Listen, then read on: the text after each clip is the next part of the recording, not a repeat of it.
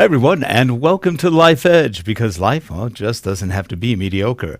I'm Rick Zanotti, and I'm joined today by our good friend, Harold Muliati. He is taking over for Dr. Susan Nash today. She couldn't make it, and Harold's doing also the video switching, and he'll be on the social media. So if you have any questions while the show is on, put them out there, and when we have a break or when we have a moment where we can ask, we'll put those questions to our great guest today. We've got Marc Cameron, so it should be a fun show. Here we go.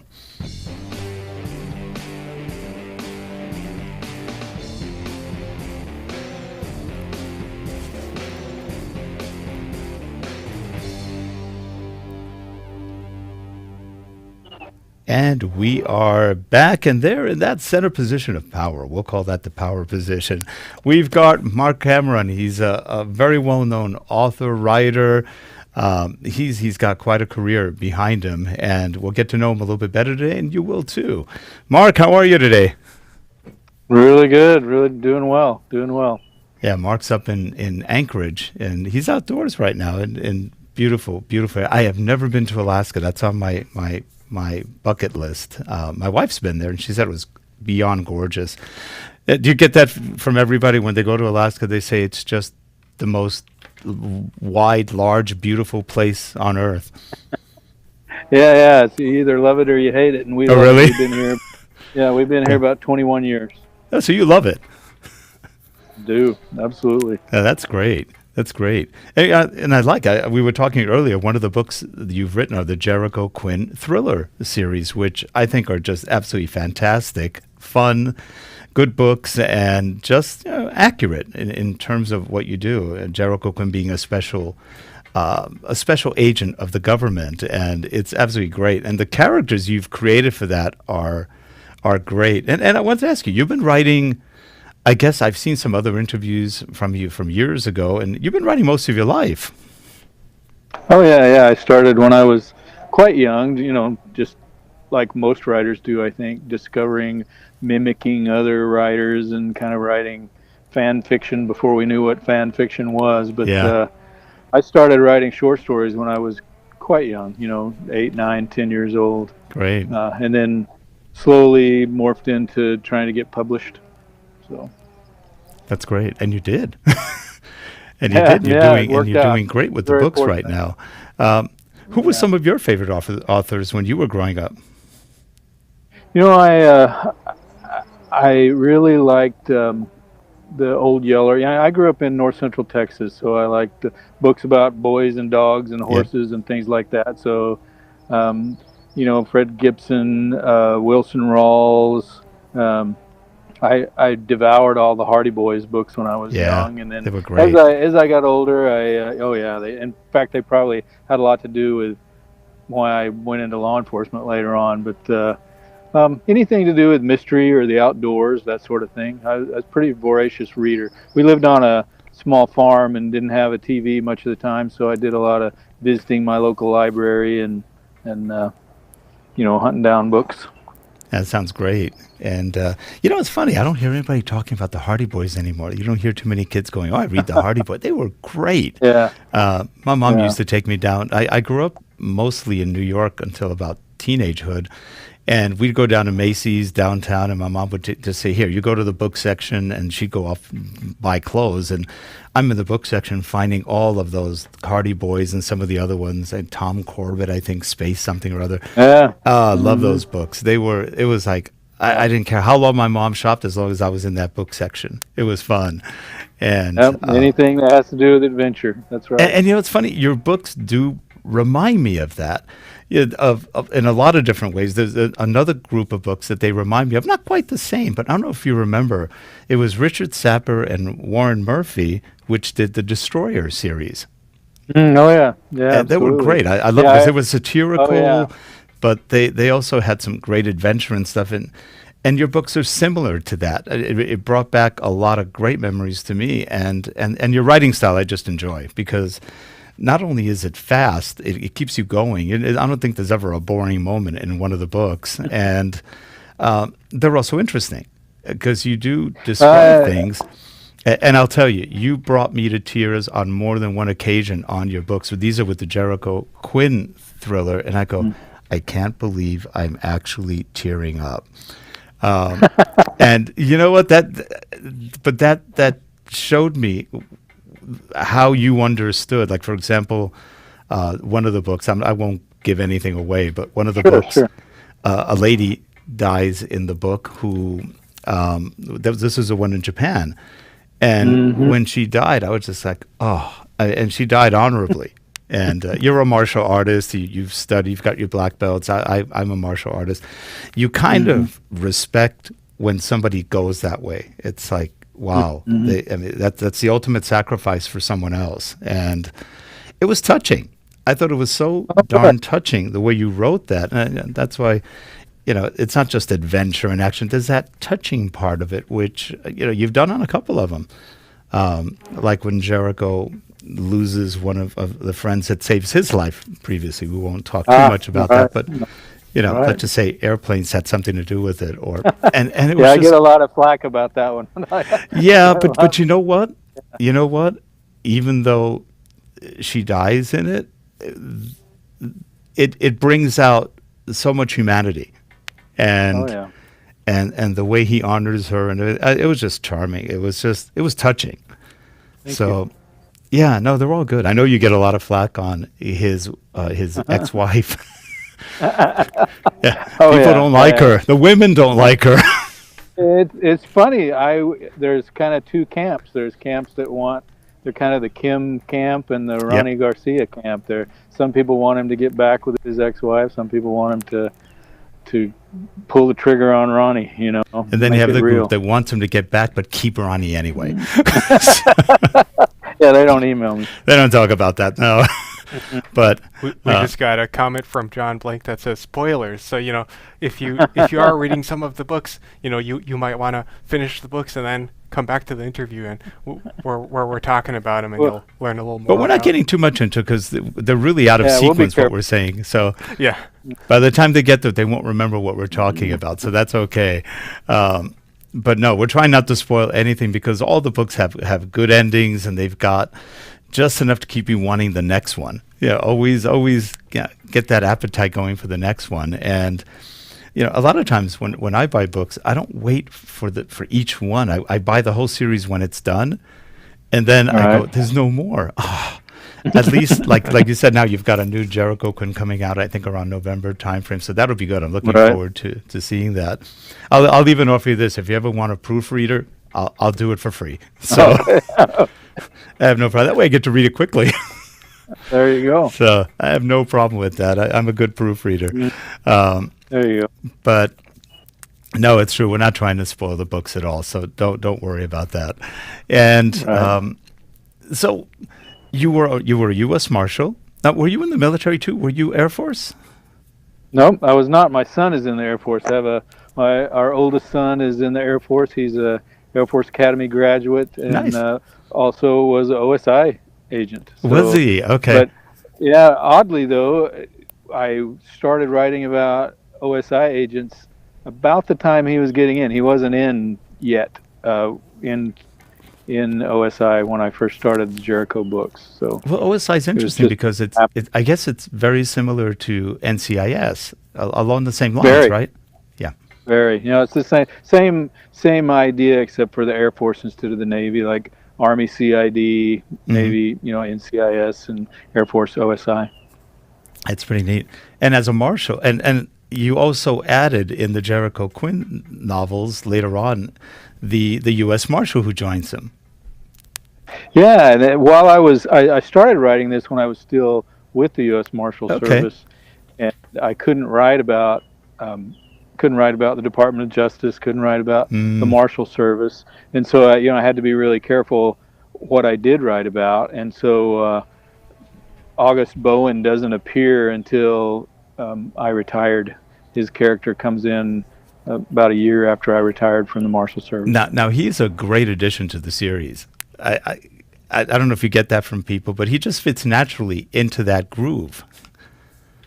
Yeah, I like the character of August Bowen, and I think the new series that is out, the Arliss Cutter series, Yes. is really kind of a mirror of our August Bowen. It's the Ah. same sort of. In fact, in my mind, I figured that August Bowen and Arliss Cutter were probably served on the same unit. You know, that we don't talk about it, but that's the way I imagine it in the kind of the universe in my head.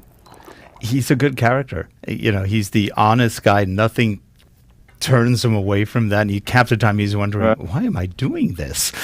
I'm breaking every law in the book, but you're really not. So, no, but he's a really good character. And of course, the Ronnie Garcia character, again, just, you know, the woman every man loves. And you can, everybody's imagination can picture her any which way they want, which is the beauty of reading a book. If you haven't read a book or listened to a book recently, do yourself the service, because don't just watch TV. Read a book. You're going to be better off. It's more fun. Absolutely. I always, a lot of young kids I know always say, when was the last book you read? Oh, read books. You should read books. You know why? Your imagination, your brain will stay alive. And they look at you like, I have an imagination. Yeah, you do somewhere. So, yeah, let's just get it out. Reading's big in our family. Reading is very big in our family. Our grandkids read. There's another thing that's a big thing in your stories that is something that a lot of people, you know, my age and younger don't do a lot nowadays, which is, you know, you have this sort of reverence for the geography of the outdoors and just the feeling of the outdoors. And, you know, how do you think that, what do you think is the relevance of the outdoors in an age when so many of us are basically going from box to box? Yeah, that's a really good question. Up here in Alaska, and where I've been before in my career in northern Idaho, up by the Canadian border, and then in some rural parts of Texas as well, it doesn't take very long to leave civilization behind, and so I think there's a lot of value in getting back to our roots. You know, I mean, we have a freezer full of meat that we harvested. My wife's a big fisherwoman, and we have an entire upright freezer full of her salmon and halibut. And I spent a lot of time with my kids when they were growing up, identifying plants and tracking. And then of course up here we do a lot of, you know, we talk about man trackers. U.S. Marshals are known for hunting down fugitives, but in certain parts of the United States, we're still tracking, like step-by-step kind of tracking. Interesting. We can't rely on just technology. So I think there's a lot of value in that just for our daily lives as well. I mean, Outward Bound and National Outdoor Leadership School and things like that kind of illustrate what kind of value, just simple, how to start a fire. In fact, not to give away any spoilers, but one of the characters, some of the young native characters in the Jericho books, and then later on in the Arliss books, including Levita, a pilot that flies with Jericho, are inspired by people I've really met out in the bush, teaching, basically working with youth to kind of get back some of their skills. You know, simple things like fire starting and shelter building and tracking and shooting. So there's really a lot of benefit in just those simple things. Now, that's a little bit different from what the Boy Scouts used to do. Some of it's the same, but the Boy Scouts didn't go that much into tracking or shooting, or at least not much. And I guess it depends what state the Boy Scouts were in. They were more outdoorsy or not. But those are great programs. I used to be an officer with the U.S. Navy Sea Cadet program. I found out about right after 9/11. I said, I got to do something. And I joined the Sea Cadets. And it's a program for kids 10 to 18. And you just donate time. You become an officer. You basically take the training to be a Navy officer. You just don't get Navy rank. You get honorary. You get a patch that says USNSCC or something like that, Sea Cadet. And it's a great program because the kids learn how to be basically a Navy person. They learn all the skills, rope tying and everything else. And you get, when I had the young ones, at first I went, you're giving me the 10 to 15-year-olds, the 14-year-olds? Oh, come on, that's torture. You're going to kill me. I wanted the teenagers. I'm so glad I got the young ones. Afterward, because they were just wide open, eyes wide open. They wanted to learn. you could keep them busy. I'd say, okay, guys, you're now Navy SEALs. Yay! And for 8 hours, they're busy. It's almost like you didn't have to, you just guided them a little bit and they were just running. They were doing whatever. The teens had problems. They were good, but it said you had to deal more with the issues. But the kids are great. Both of them were actually. And they really come out. Some of them actually got into Navy. Some of them went into the Army. Some of them went Air Force. And they went in with higher ranks because of the training they got as kids. So it was sort of interesting.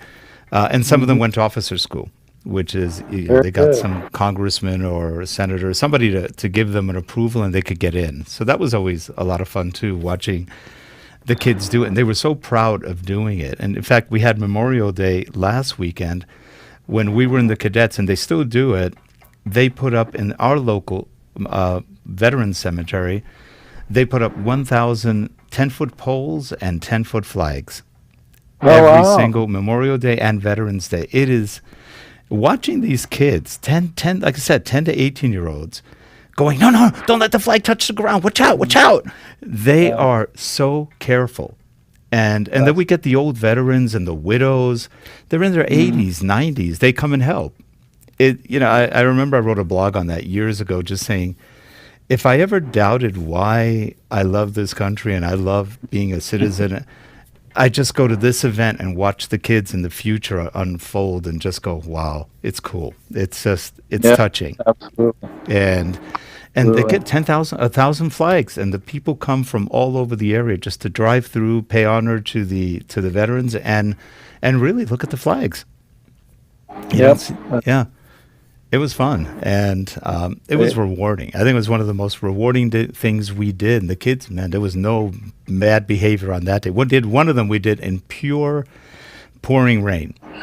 It was so much fun. That made it even more fun because we were just drenched. Good for 'em. Yeah, it was great. Yeah, that's good for 'em. And you know what? Watching the old seniors who show up, these 70 to 90s, and work right alongside putting up the flags. It was just touching.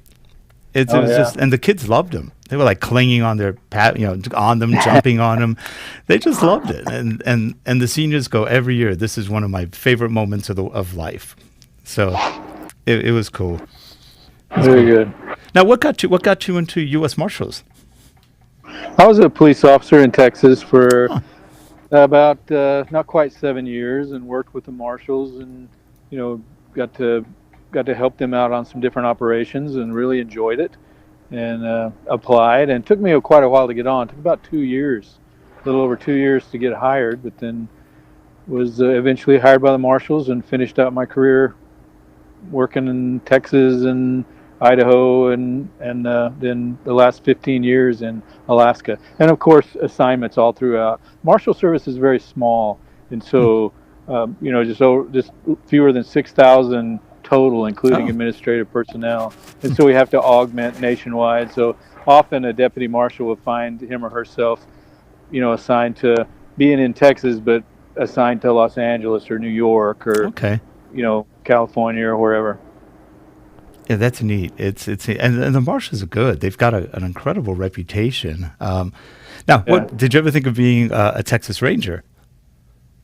Oh, I mean, I think anybody that was a law enforcement officer in Texas thought about it. I worked with the Rangers periodically on different cases. Texas Rangers, their main job is to assist investigators in smaller departments, and I worked a couple of homicide investigations, and since I was with a medium-sized to small department as a young detective, I wasn't even 30 yet, and so I'd had training but not a lot of experience. And fortunately, the town I grew up in didn't have a lot of murders, and so I didn't have that kind of experience. So the Rangers came in and helped me out and mentored me a lot, and had a lot to do with my really my life view and some of the later decisions I made in law enforcement. It was just some of the training I got on the job with those Rangers in Texas when I was really kind of growing up. Yeah, that's great. Yeah, the Marshals sounded like a great career. How much, I can see probably where some of this all influenced your writing and everything else. You've got an advanced belt in Jujitsu. You've done Have you done sword work too? Because you talk a lot about the sword and you explain how things are done pretty well. And did you also do sword work when you were practicing? Well, I studied Aikido, and Oh, in okay. Aikido, there's a lot of bokken work, Yep. with the staff and with the wooden sword or bokken. So I never did, iaido or any of the drawing techniques or Yeah. anything like that. But there's a good deal of bokken work, and then my sensei or my instructor in Aikido, my Jiu-Jitsu instructor and I have been friends for a long time. I mean, he's been my instructor for well over 20 years. But my Aikido instructor, since he knew I was in law enforcement, he would kind of give me extra teaching on the side to say, here's how you would use this particular stick and, this particular throw, and basically turned my Aikido class into a Aikijitsu or Right. even, Jiu-Jitsu is, we always talk about, it's translated as the pliant way, but you could take that to mean pliant joints, or you could also mean I bend when you push and pull, Mm-hmm. and really my jiu-jitsu is different from your jiu-jitsu, is different from his Right. jiu-jitsu or her jiu-jitsu. And so he turned Aikido into something that was closer to a very hard style of jiu-jitsu with joint destructions and stick work and things like that. So I Yeah. did quite a bit of sword work in that regard, and then fenced some as a young man as well. Yeah. That's great. Yeah, one thing a lot of people don't realize is jujitsu or any of the joint lock arts can really take someone down fast. Oh yeah, very fast. It's amazing. But people don't realize it. I've got friends who are in jujitsu and also kempo guys I knew who were more Japanese style kempo, a little bit different, and they're very fast at the quick holds, and it can make a big difference. And you're right. A lot of schools teach Aikido not very well because they don't really teach it to be practical. And No, then it's softer. you get It's much softer, and I think certain parts of Aikido lend themselves to law enforcement, but Jiu-Jitsu specifically, at least and I'm talking about Japanese Jiu-Jitsu, stand-up Jiu-Jitsu, really lends itself to law enforcement, at least in my experience. So yeah, I can imagine. So what I'm seeing in the books is that your experience probably in all of the things you've done really reflect in there. How much do you think of you as in, let's say, a Jericho Quinn? Oh, Jericho's way tougher than me. I think what I've done is I've kind of made a mishmash of folks that I know. My oldest son speaks Japanese or speaks Mandarin. He's a big language whiz. He's the OSI agent. My youngest son and I ride bikes together. I mean, we've ridden up the Alaska Highway. I've ridden up and down the Alaska Highway numerous times on my motorcycle. We're all involved in martial arts. All three of us have been in law enforcement. And then I have lots of friends that are, again, way tougher than I am, way better man trackers than I am. And I've just sort of taken the best of all of these and made them into Jericho and Jacques Thibodeau and Ronnie Garcia and folks that I've been inspired by over the years, the good and the bad. The folks we've arrested as well come into play in the books.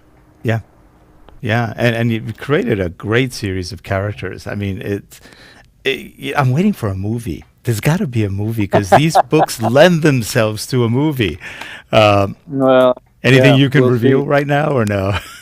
No, I wish. We talk about it all the time, but it's just, one of some of the best thriller writers out there that have been my mentors still haven't had their books made into movies. So that's really it's kind of lightning in a bottle. If Hollywood paid attention, it's an instant blockbuster. Well, I'm convinced of that because Jericho Quinn's a great character, and also the supporting characters. You've got either a TV series or a series of movies. They'd be perfect for that. Well, I appreciate it.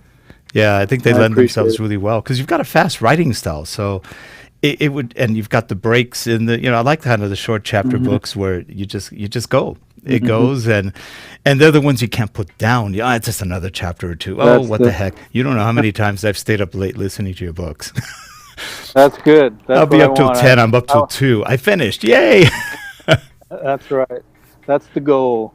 Yeah, and it is, and it works. And it's interesting. I learned a lot more about motorcycles from you. I didn't realize that BMW had that motorcycle you always talk about, and I can't remember the Oh model yeah. number right now. Is that the one that you have? Yeah, it's a GS, Galenstrasse, a GS Adventure. Um, yeah, people can go on my website and they'll see pictures of me on the bike. I've taken some training at places like Rawhide, which is a really Okay, great training center in Colorado and also in California. And um, I just enjoy being on the bike. Yep, that's the bike. that's it. That's at Rawhide. Yep, How many cc's is that?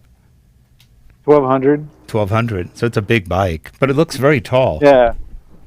It is tall. I kind of joke about it in the books. It's like like the Greyhound bus of bikes. You can look people across you can, sit on the bike and look next to you and look people in bus window. And they're not quite that high, but they're very high. I can Yeah. look eye to eye with folks in a pickup pretty easily. So is that a pretty comfortable bike as a cruiser? Very. Yeah. Very. Okay. It's a off-road bike, but it puts you in an upright position. So it's Mhm. not as comfortable as say a Goldwing or one of Okay. the bigger Harleys or even one of the bigger BMWs as far as riding with my wife on the back or something Mhm. like that. But I put 35,000 miles on that Wow. bike in just a couple of years, and it's very comfortable to That ride. sounds nice. Yeah, when I was reading about it, I went and started looking it up and going, wow, that's a beautiful looking bike. I'd never really heard of it before that. I think my bike riding days ended long ago. So I was like, Well, they're yeah. they're very aggressive looking, so they're kind Hmm. of I know one of my friends online teaches Krav Maga down in the Mm. southeast part of Alaska, or in the United States, and Yeah. he calls his he's got a bike like that, and he calls it like Helga the Schnellpanzer or something like that. It's just got that kind of a look to it, Yeah, it that does. It does. very aggressive. Like, in fact, I talk about it in the books quite a bit. Jericho has the crossed war axes, the Frank Frazetta death dealer kind Yep. of look, and that bike is the bike version of that big black horse Hmm. that the death dealer sits on, Yeah. and that Frank Frazetta And painting. I love Frank Frazetta. Most people probably don't remember him Oh, by me now, too. but Frank Oh yeah, Frazetta was one of the best. Conan the Barbarian. Conan, yeah, his books were incredible. Not the books, but the illustrations were just. Oh yeah. And there's another guy too, whose name just slipped out. Artist Which one? Boris Viejo. Boris Viejo. Yeah, Vallejo. Yeah. He's also really good, but Frank had a rougher, more gritty, more realistic style. Yeah. And Well, Frank did Little Abner too, so he had Did he that really? kind of yeah. Yeah, I didn't know had that. kind. In fact, I always when I talk about, you were talking about Ronnie Garcia and her Mhm. voluptuous looks, and the Destroyer series and that. Yep. I always think that if my books would have been written back in the '70s, I would have liked Frazetta to do the covers. That would have been cool. That's the vision I have in my Mhm. head. That kind of Oh yeah, I larger can imagine than life, almost Ronnie as a Frazetta superhero-esque model. Yep. kinda. Oh yeah. Oh He's yeah. Definitely a Frazetta. Yeah. Oh, Frazetta had some beautiful artwork. He was great. Very, He very kept good. nobody did Conan like he did. When Schwarzenegger did Conan in the movie, I was going, no, it's just not Frazetta. It's just he looked too goofy. He looked like a beach bum. It's like he doesn't look like Frazetta's types. I mean, Frazetta really looked like I kill. Very different. Though that was fun. I mean, Schwarzenegger was fun doing it, but it wasn't the same. Oh yeah. So yeah, that's pretty good. So what's up in the future? You've got the Tom Clancy, Jack Ryan books that you've written. I think 3 right now. Finishing up the third now. That one comes out in. It's called Code of Honor, Tom Clancy Code of Honor. It comes out in November. Okay. There's Active Measures, the new Jericho, comes out in November. Nice. And then I have a new series about a deputy marshal based in Alaska named Arliss Cutter. Yeah. And he's the first one of those is out. It's called Open Carry. Not about guns. That's just the title that the editors gave it. But he's kind of kind of an August Bowen kind of a character, but a different universe. Deputy Marshal based in Alaska. That one's out already. The next one comes out in March, and it's called Stone Cross. A lot of these deal heavily with native populations in Alaska, and they all take place within Alaska and have a lot to do with different instances that I worked, different crimes and few that I worked with my team up here to track down, and just sort of made them a little sexier and put them in a book. Yeah. Well, I like what you've done in some of the Jericho ones, where again, when they're up in Alaska, they're doing, they're up on a vacation. All of a sudden, everything goes bad, which is what Right. makes it fun. But Right. there's that sense of loyalty and friendship and brotherhood between the natives that Jericho knows and himself. I mean, he's just a brother to them, and again, Well, and that's true. I have friends like that here. I just, when you go out among, whether it's going to my Yupik friends or Inupiaq friends up north, or Athabascan friends in the interior, or any friends, it doesn't matter where or what ethnicity they are. When you, especially among law enforcement and motorcyclists, anybody in your individual group or quote unquote tribe, there's a good example of that would be the folks at the knife shop in Anchorage. Those folks are my friends. They're not just the places where I go to do research and shop. They're my friends. Yeah, that's great. That's great. What drew you to Alaska originally?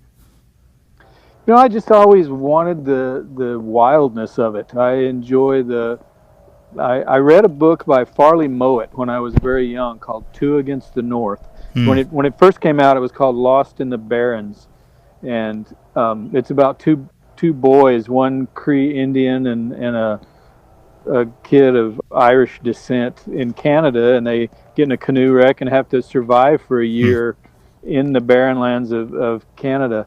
And so I read that when I was quite young, I think 10 years old, and carved my own set of, Inuit goggles, snow goggles, when I was quite young, and in Texas out of a cottonwood root, and just really like that kind of lifestyle. And so when I found out about openings in Alaska, in fact, I had applied to the Alaska State Troopers back when I was still with the police department, that they wouldn't take you if you weren't already a resident. And so I'd applied with the North Slope Borough, which is up by Barrow in the far north part of Alaska, and was in the hiring process with them when the Marshals hired me.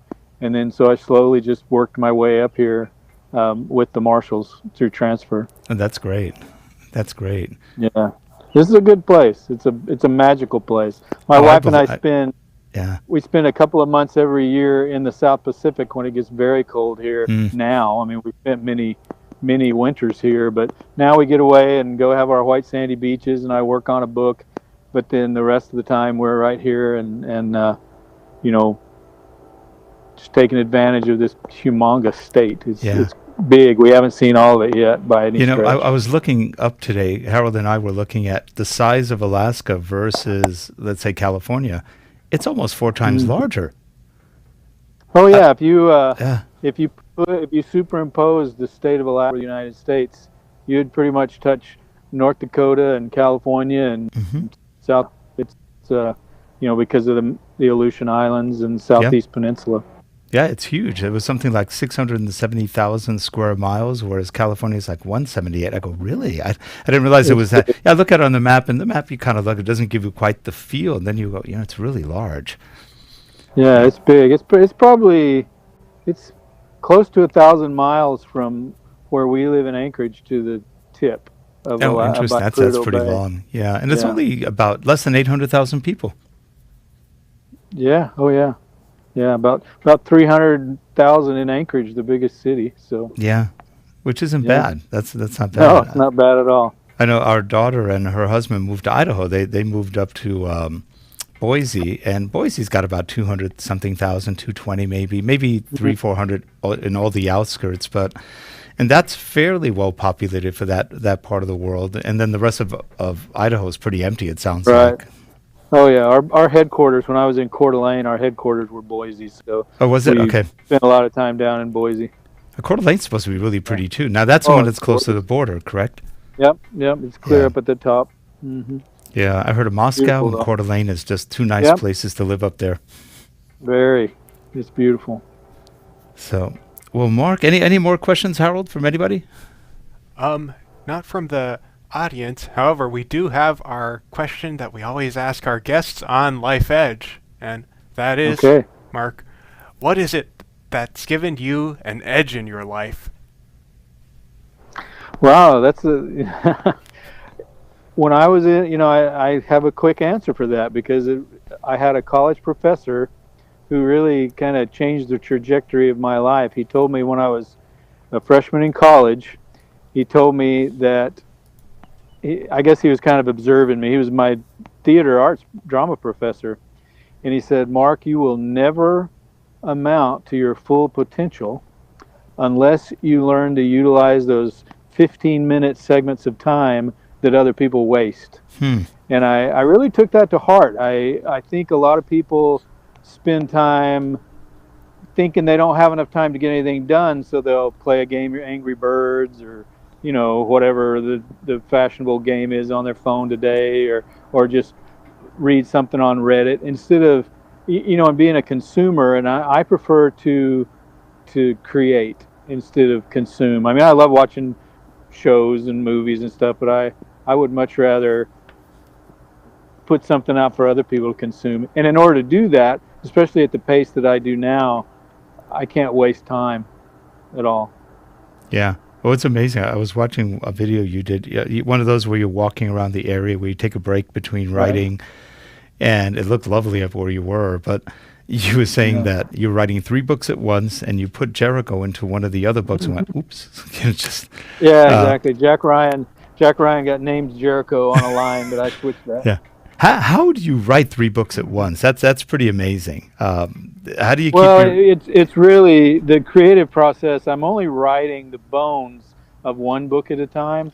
But what'll happen is I turn in this Clancy book, say, and then I begin another book, and then while I'm writing that other book, then I'll get the edits back for the Clancy book, and I'll be editing, line edits on those, and then another book will come out, and I'll be doing publicity for that one. So I'm doing different things on each book, but I do have to sort of put the brakes on and think about, because I really get in kind of a zone, kind of a fugue state when I'm writing the bones of a book, and I have to kind of hear the Indiana Jones theme in my head while I'm writing. I just have this little way we got mosquitoes attacking us here. I got to see that movie in my head. In order to do that, I really kind of need to focus. Yeah, that's great. And by the way, also the Audible guys that you've had reading your books, my favorite's Weiner. I think he does just a great job on the book. There's one you had, I forgot what his name was. He's the one who did the, I think was he Colombian, the guy who with the higher voice that just drives you insane. I think he was my least favorite. But, I don't know. I actually don't go back and listen to them or read them once they're out. That's the thing about writing these. This many books. I'm 3 books. And by the same token, I don't read my reviews. By the time a review comes out, I'm 3 books down the road. That's funny. Yeah. I like reviews. I hope people review the books, but somebody said, I wish I could attribute this, but somebody said reading your reviews is like eating a sandwich that might contain glass. And I don't see any point in it. That's so true. You know what? You can't please everybody any of the time. So might as well just enjoy what you're doing, and believe me, you've got fans with us, and I'm sure you've got lots and lots of other fans, because you do good work, and you're a good guy, and we thank you for your service all these years and what you've done, and not only that, you write books to boot. So you've done it all. You've helped your country, you help people, and you keep people motivated and interested. So thanks. We appreciate that. Thank you. Thanks for the opportunity. Oh, on the contrary, thanks you for coming on and joining us and sharing, and we'd love to talk to you again another time. And if I ever head up to Alaska, I'll give you a call because I am dying to get up there, and I'd love to meet you. It'd be fun. Yeah, it's a beautiful spot. Come ahead. Yeah, my wife keeps saying one day we have to go. Well, I think we're going to take a cruise up the Inland Passage. They said because she gets seasick, so that she can handle the Inland Passage. So I think we'll be good. But it'd be lovely. But anyway, well, thank you so much for coming on. We look forward to hearing from you again. He's got other books coming on. We'll have links in the show notes to some of the books he's done or where his Amazon page is, so you can take a look at that. And don't just look, buy them. They're really good books. You'll have a great time reading and learning. If you're interested in things like martial arts, tracking, and all the other things, weaponry, you're going to learn a ton from the books. And trust me, you will. And it'll be fun. It'll be rewarding. So, again, thanks for coming on. And if you're watching the show, we'll see you next week. And, again, Marc's information will be below in our show notes, so you can either contact him or just read the books and just have a good time. Thanks, everyone. We'll see you next week on Life Edge. Thanks, Marc. Hey, thank you. Bye, welcome. Everyone. Thank you. Thank you.